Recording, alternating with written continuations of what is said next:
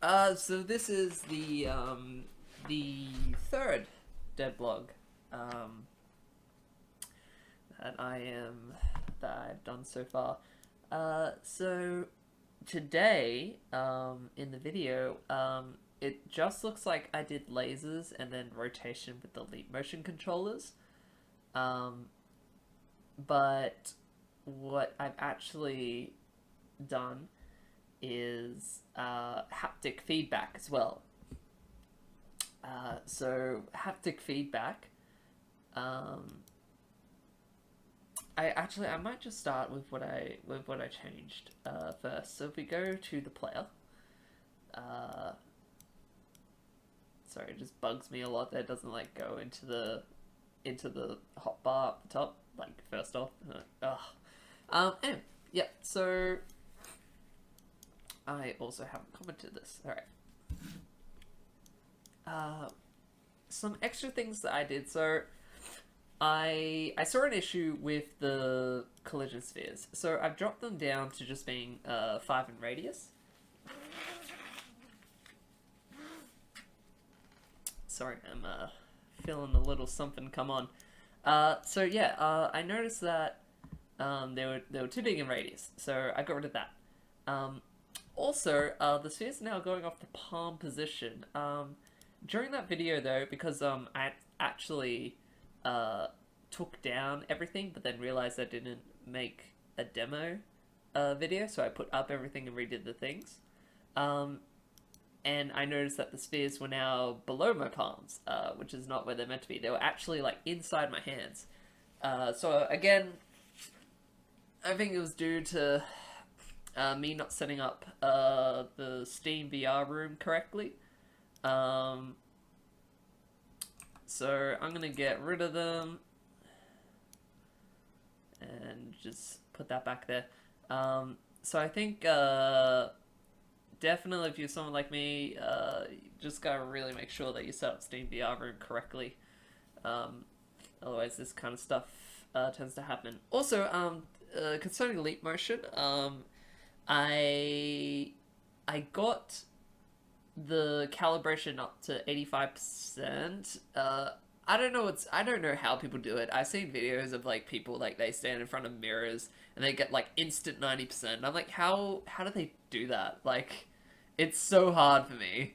Um, I noticed that at 85% though, the tracking got a lot better as well. It got very good. A lot more response came out of it. I've also noticed that so where my VR space is, there's pretty much like one of the walls is actually like a window. Pretty much, it's like a window door.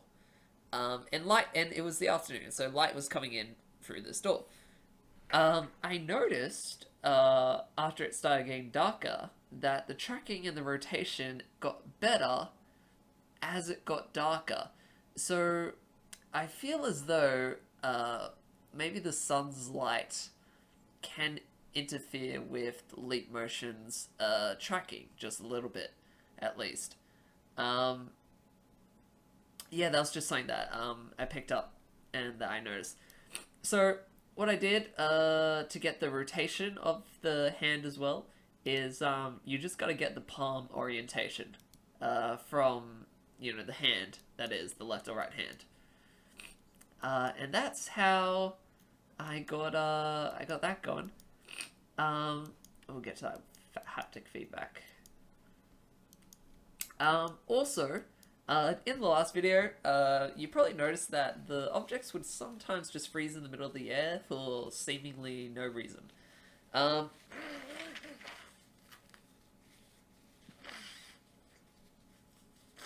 I'm so sorry. So that was actually due to um, leap motion and the controllers actually fighting each other for like ownership of the thing.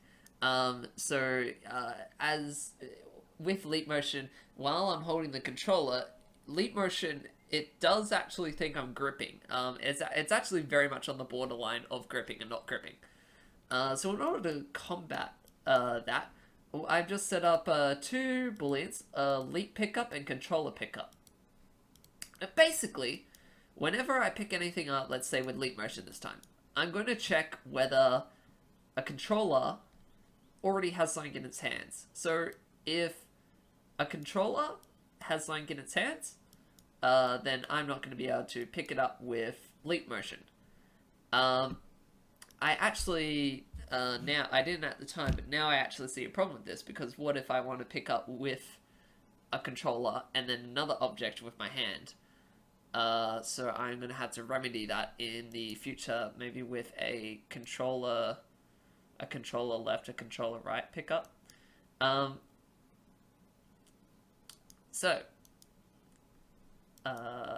Yes, and then I set the leap motion pickup to true. Then we get over here and we start checking, for the overlapped object. If there is no overlapped object, immediately set it to false. And then when we release as well, we just set leap motion to false. I actually kind of see now that this is redundant, this checking bit. Mostly because it doesn't really matter at this point if a controller has something in its hand. This line of code should still play. I'm gonna keep it there for now because I don't really want. I'm just gonna wait until like tomorrow when I have time and then test and break things. Yes, I see the error of my ways. Yeah, so same logic down here as well, except opposite the controller pickup now instead of the leap pickup, and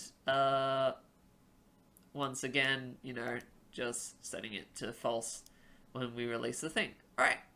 So with haptic feedback, the first problem I ran into was haptic feedback goes through the player controller. If I can ever get it. There it is. It goes through the player controller. So if you go here and you go haptic, you can play haptic effects, set haptic values, stop haptic effect. So I was digging around and I was trying to use this thing, and I was trying to make like a haptic effect wave thing that UE4 has. And I just wasn't getting a result. So I turned to a couple of the forums and started reading through, and apparently haptic feedback isn't yet like operational in UE4. I think it might be coming in 4.12, but in 4.11 right here, it doesn't work.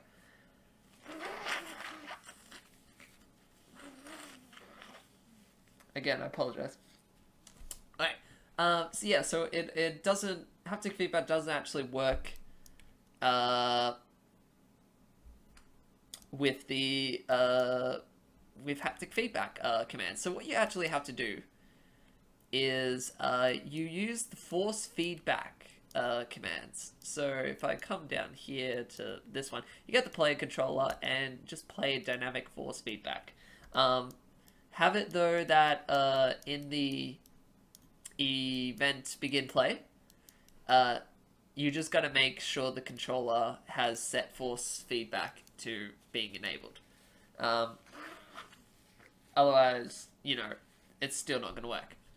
A problem that I ran into while doing this, actually, was down in the plugins. So every time I would play this build, the game would instantly crash. And it took me a little bit of digging to actually find this. So apparently, in the input devices, the Steam controller plugin that I had before actually causes this crash. So when using the force feedback, I reckon when haptic feedback comes in, using Steam controller plugin will you'll just re-enable that and just replace everything with haptic feedback. But as of right now, with force feedback, if you have Steam controller plugin, it will instantly cause the engine to crash if you try playing. So that's how I stopped my project from crashing, which is always fun. So let's get down to it.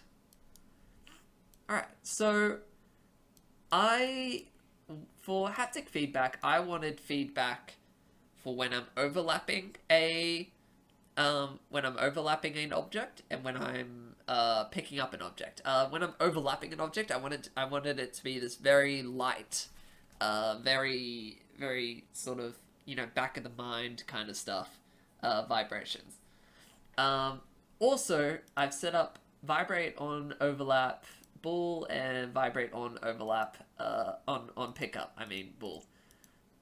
And basically, this is just pretty much like an editor option.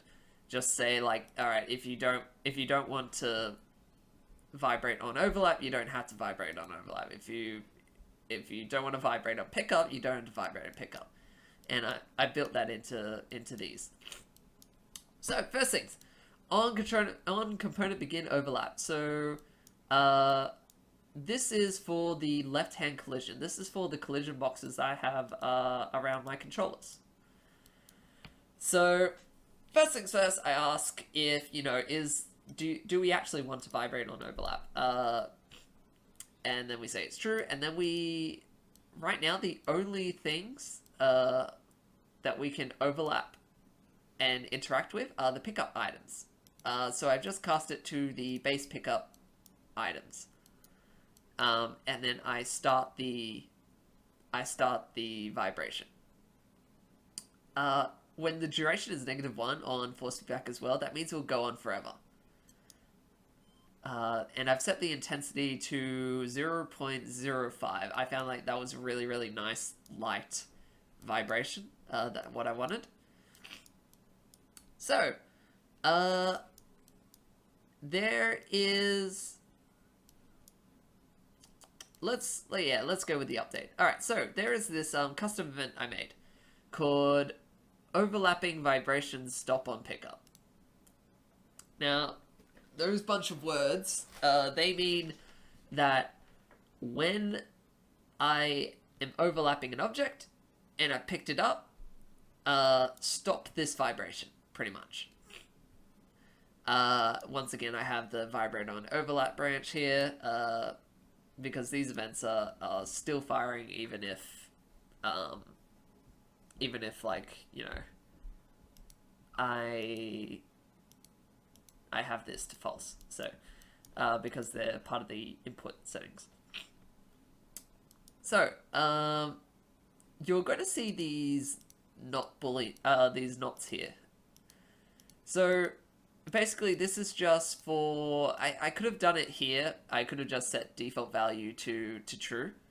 I just set that there because I was just in the moment and I was like, I just want this fixed now. Basically this is so that when you start the level, you're basically, if these weren't here, you wouldn't be able to vibrate with anything because the default setting is false. And once this starts and it goes into the update, it doesn't matter if you have vibration on or anything and you meet all the requirements. This is still going to say false, and this is what affects the controllers as well. So basically now I'm just saying, now during the update, while, I'm not calling this function and anything, these are going to be true and yes.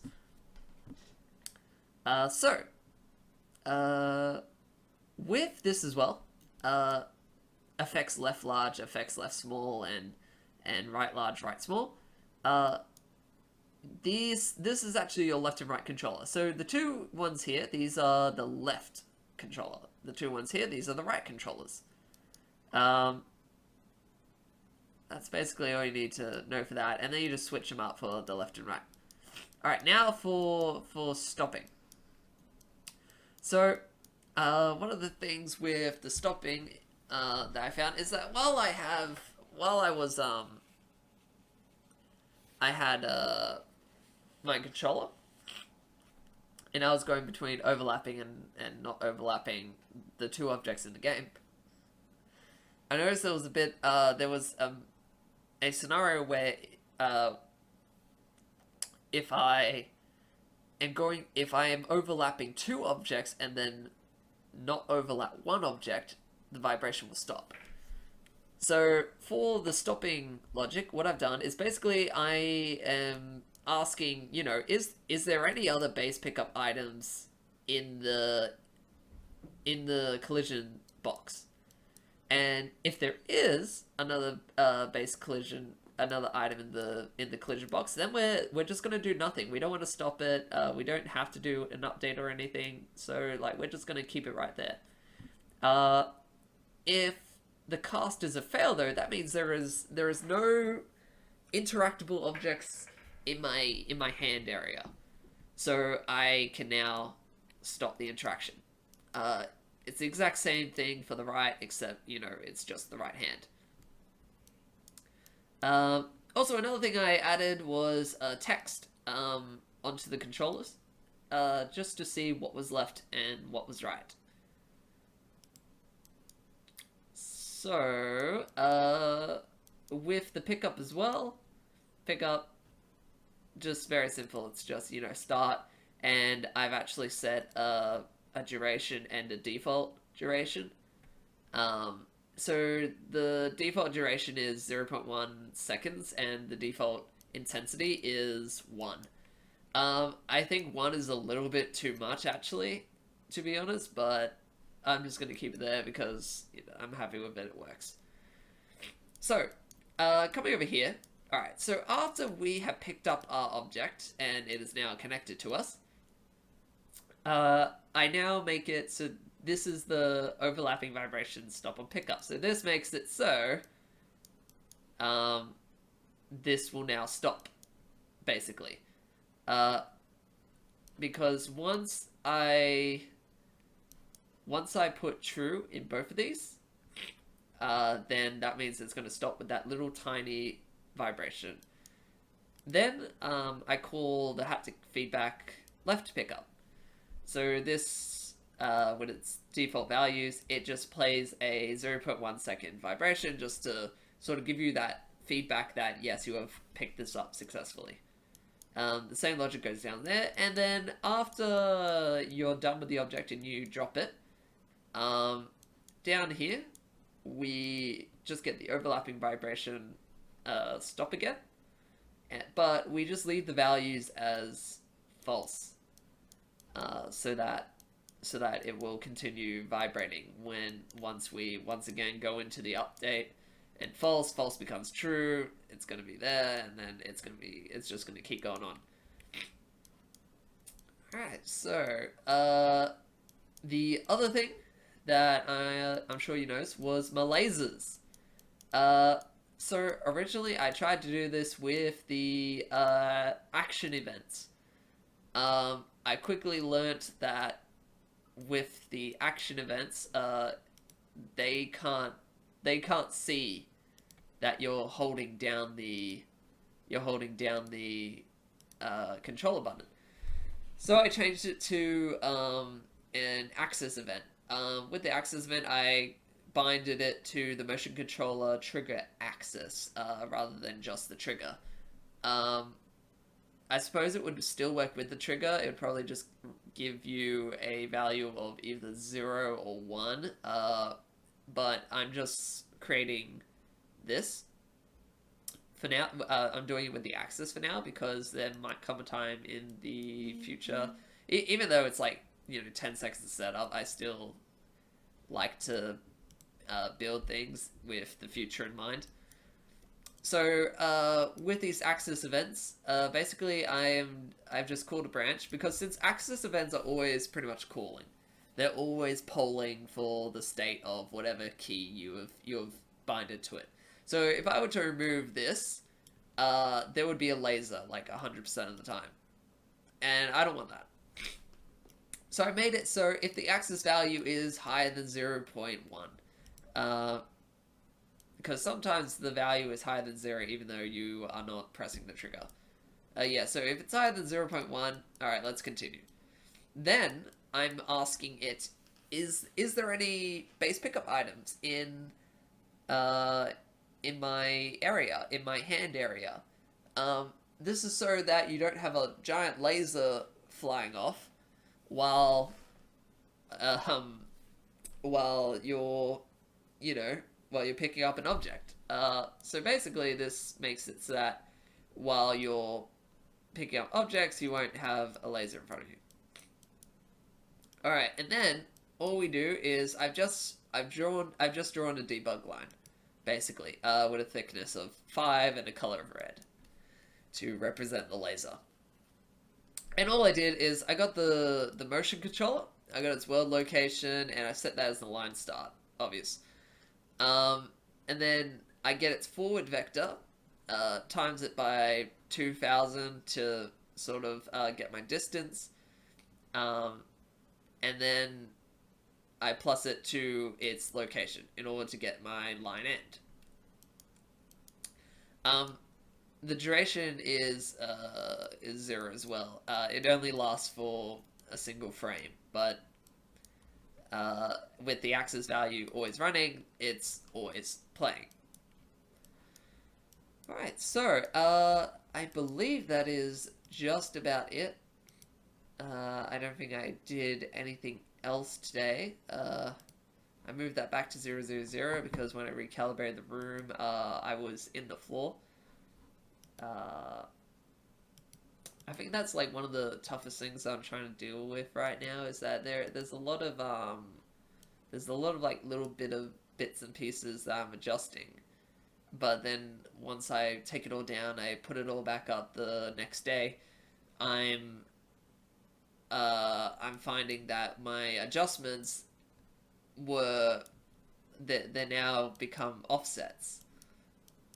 And it's a little bit annoying just going in and like deleting that, and you're just like, oh, why are you working now? Why weren't you working before? Yes. So this was pretty much like the third little day of doing little things. I'm liking how it's progressing. At least, and I'm liking how I'm actually running into all these issues now, and just getting over them. Because, like, if I actually wanted to make a game for reals, then I don't have to actually like deal with all this shit. I can pretty much just load up this project and just be like, all right, what do I want to keep? What do I want to get rid of? And then start making a game from there. So, alright. See you later, guys. Bye.